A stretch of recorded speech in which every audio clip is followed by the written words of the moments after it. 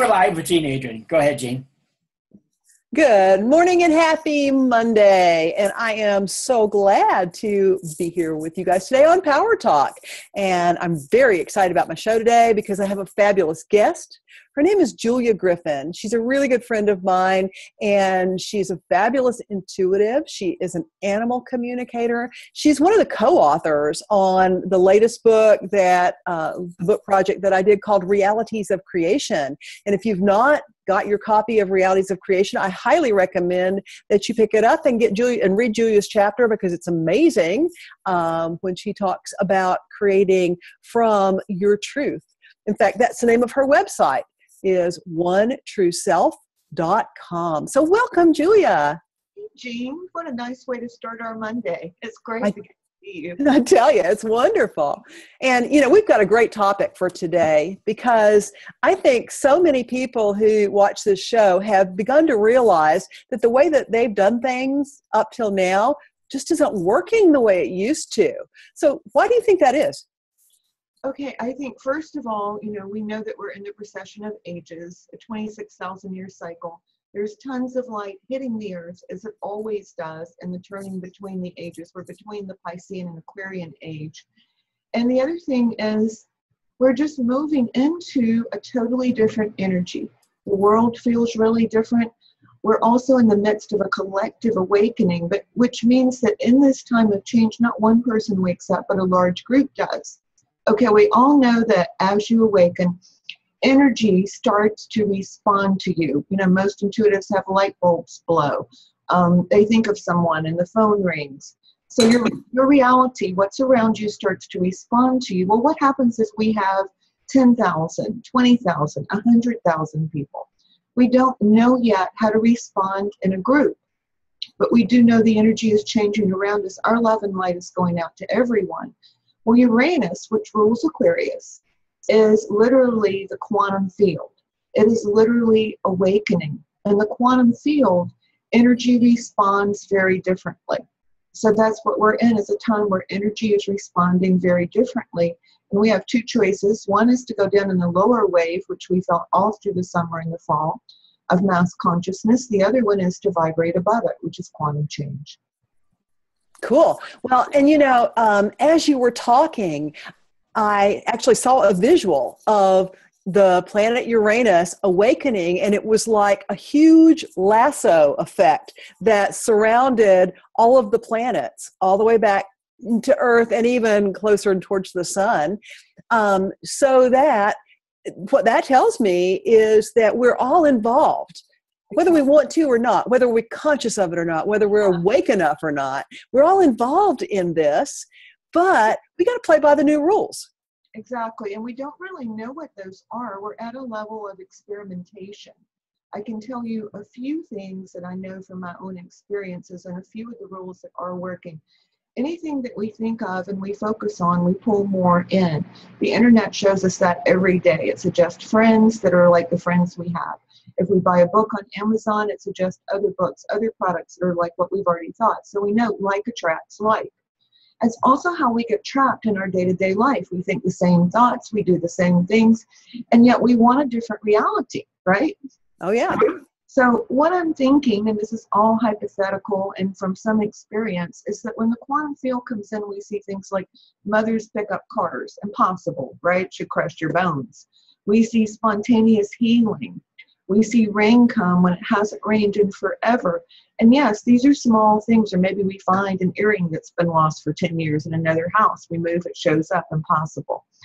These things are not so impossible. It's more that we have to expand our mind so that we can let them in, because reality behaves in accordance with our thoughts.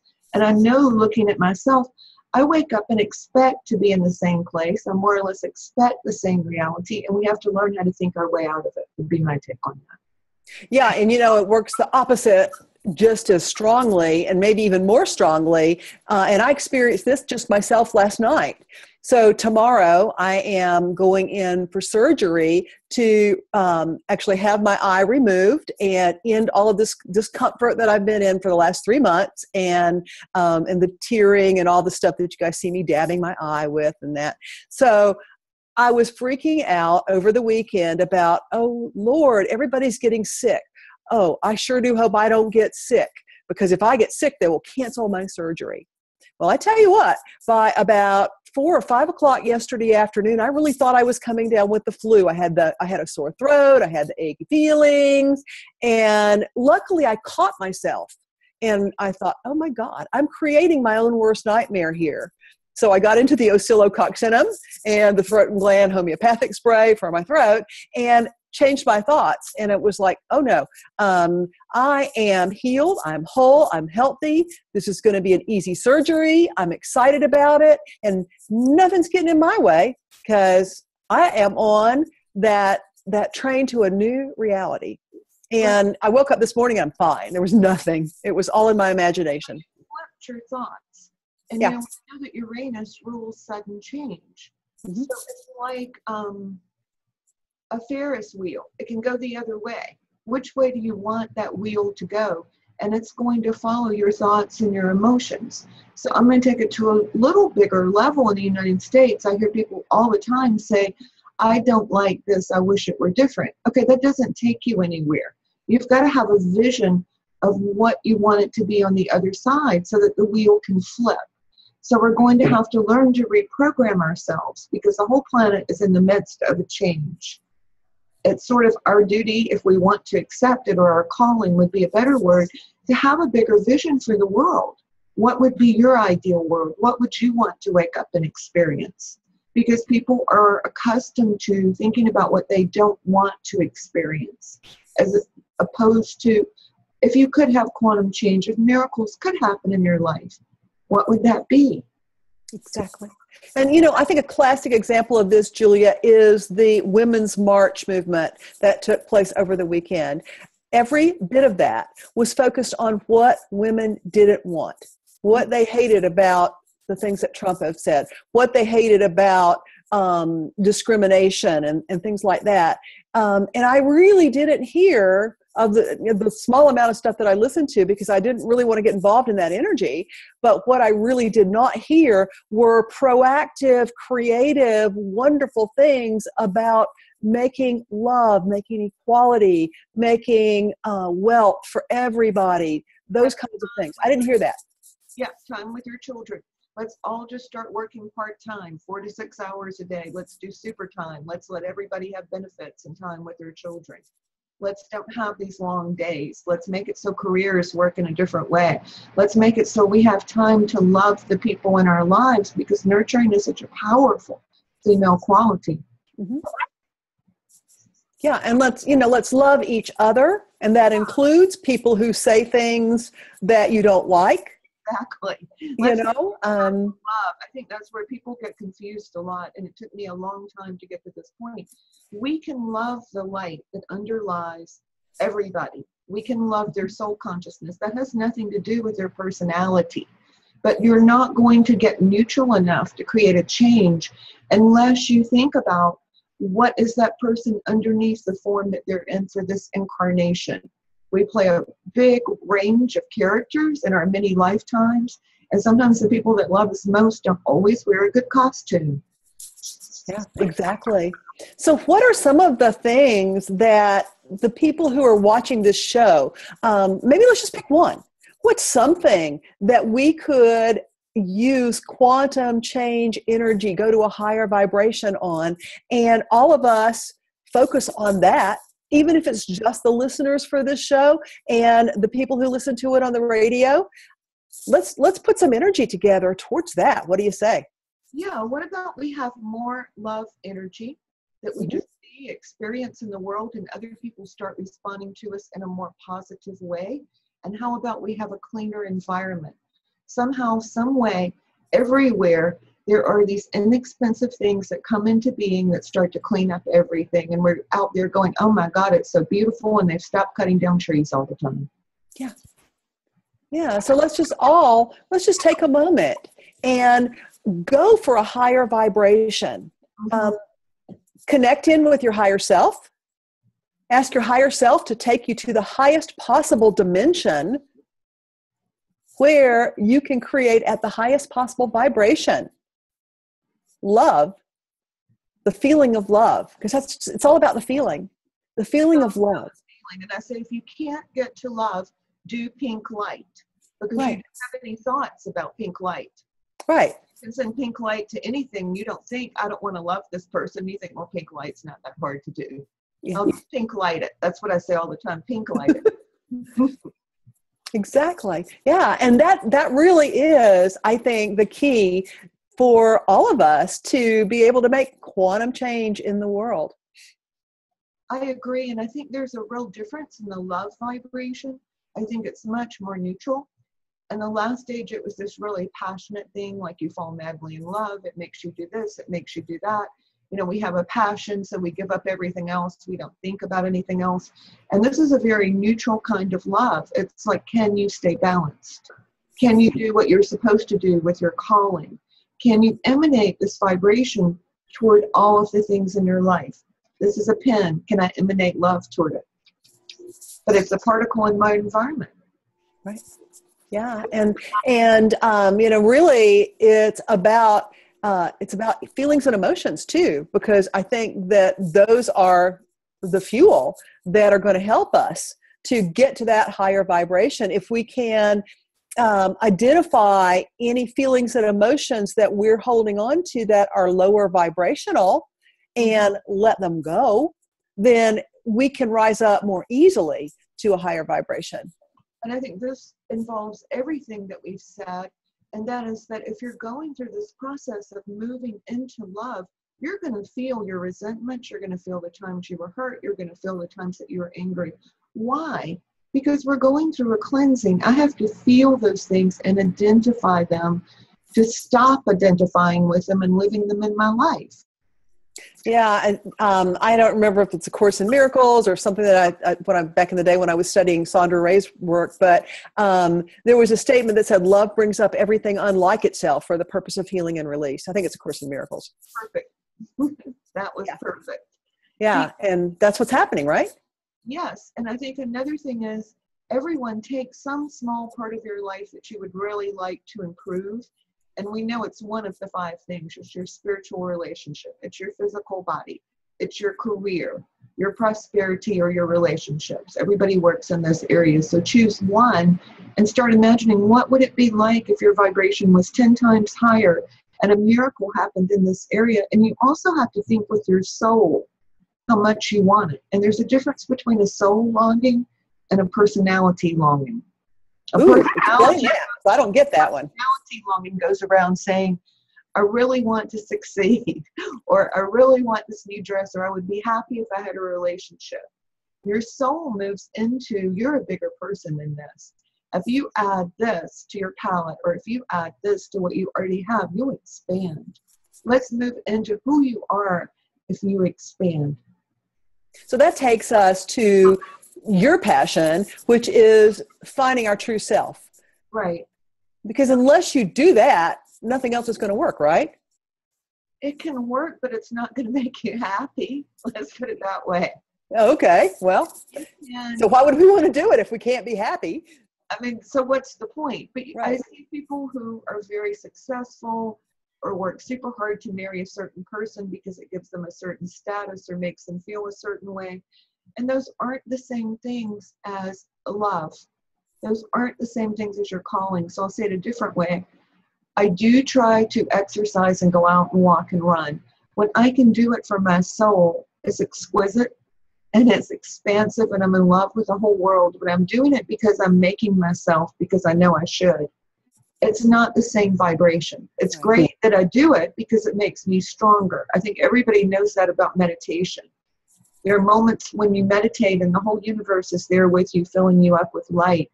And there are other days when you're thinking, God, I hope this did something, but I sat here for 10 minutes and nothing happened. Yeah, exactly. We're always working for those expansive, awakened moments when there's more. That's quantum change. Cool.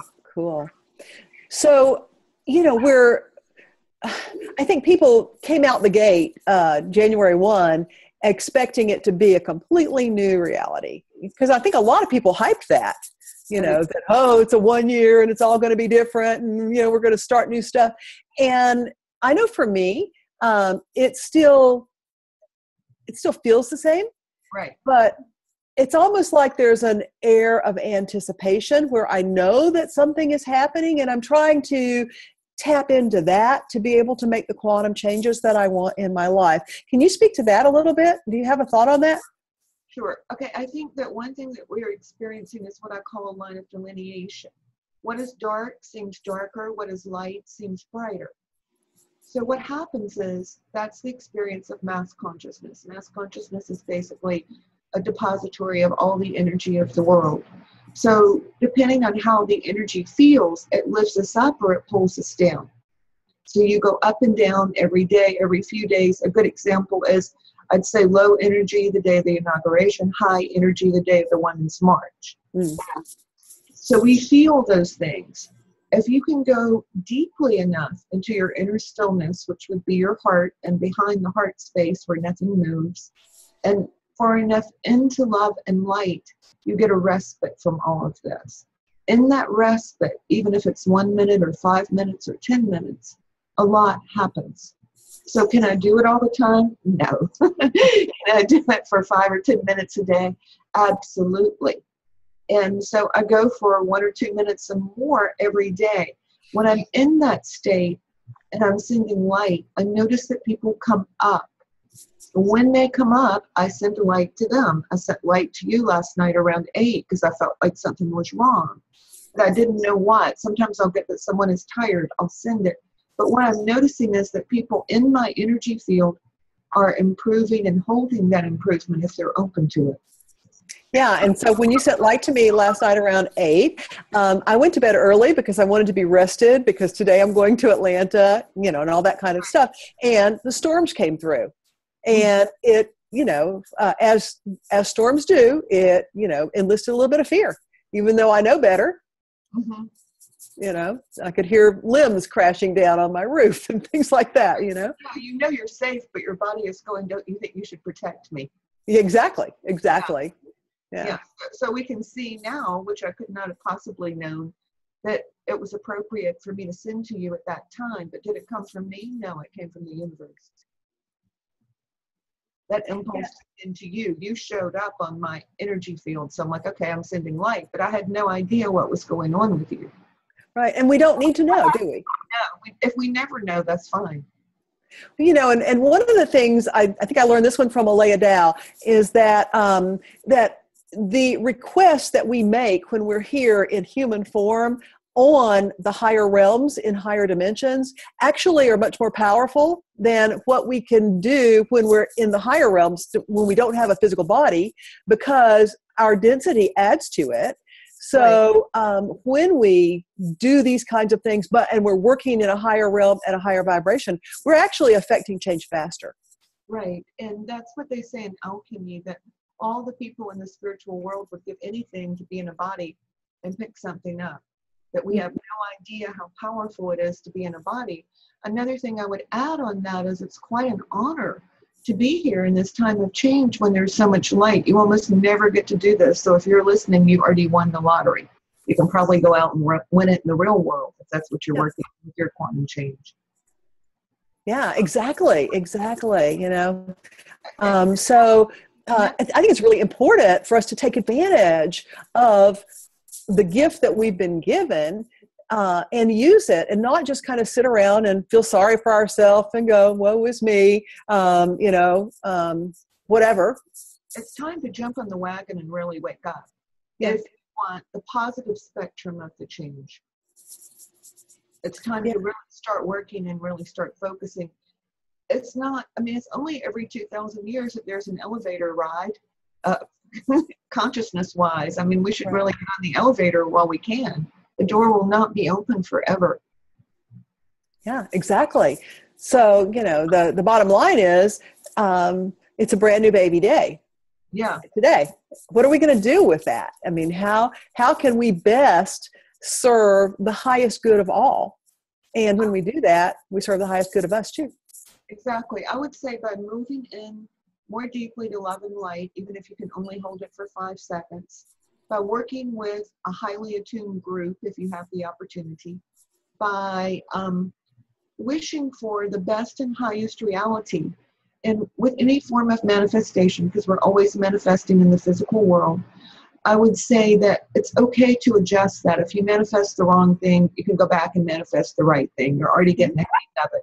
When you manifest a better life for yourself and you're happier, you're more connected, you're able to be in such a good place that you can wish good for other people, you are changing the world in a really big way. Yeah, because it really is all about you.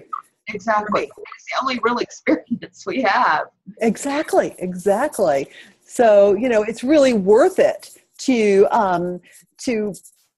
put all of our energy into the support of that, of happiness. And, I think for so many lifetimes and so many years of this lifetime, we have been told that that's selfish.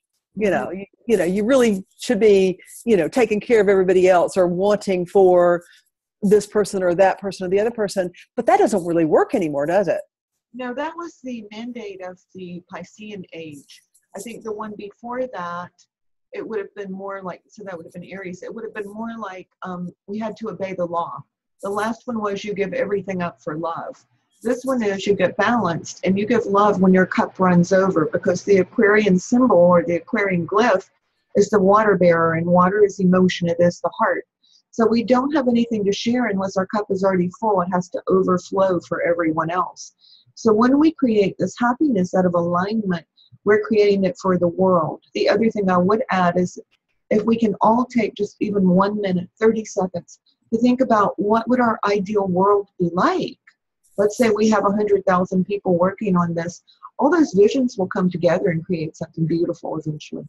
Absolutely. And it doesn't really take a lot of time because time doesn't really exist. No. You don't have to sit there and go, okay, I want the world to be this, and I'm going to hold this thing for 3 hours, and that's going to make it better. No, it doesn't have to be that. It's just like you said, it's just a matter of seconds. Right. So anything we don't like, we can change. So if you think, oh, there's trash on the street, that's terrible. So you would immediately see people who don't do that, and some easy way of no longer having trash on the street. If you think they're cutting down trees, you would start to see a different form of housing that's very environmental with large trees everywhere that people are in harmony with. Yeah. Anything you don't like, transform it. If you go to the grocery store and you don't like the people, what would it be like if you were there with people who were aligned with themselves, who maybe were better dressed or in a better mood or more in alignment with you? What would that be like?